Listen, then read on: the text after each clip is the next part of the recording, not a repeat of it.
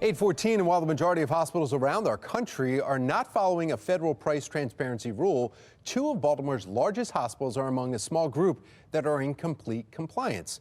Joining us now from OpenTheBooks.com, Deputy Policy Editor Rachel O'Brien. Good morning, Rachel. Good morning. Thanks for having me. Sure. Thank you for being here. So what does the federal pricing rule require of hospitals, and how are the majority of hospitals still falling short?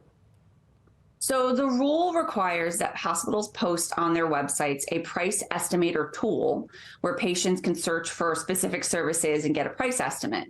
Hospitals also have to post a very detailed standard charge list for all of the items and services that they provide, including what each item costs under individual health insurance plans. So those can vary.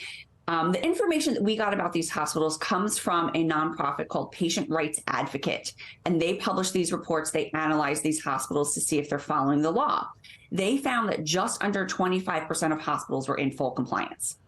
Well, so what you're saying here is that hospitals you can just go to a website of a hospital, find price comparisons, and be able to shop around. But a lot of hospitals don't want to do that because then they could lose business.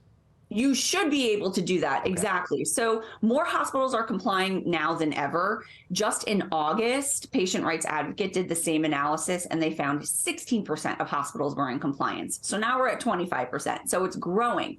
What's happening is hospitals are posting standard charges list, but they're incomplete.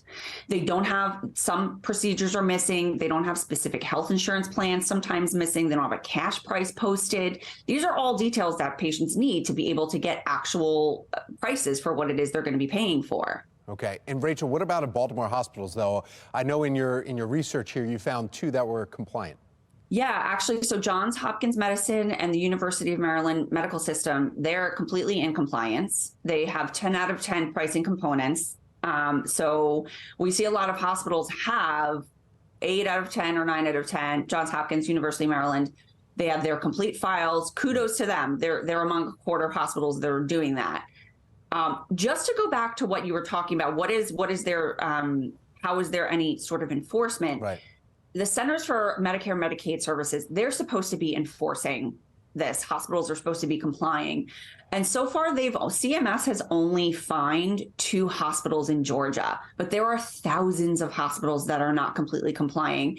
So actually, the Inspector General of the HHS is looking into whether CMS is doing their job, if they're actually looking at these hospitals, going after these hospitals and enforcing the law. So we'll see what that audit finds.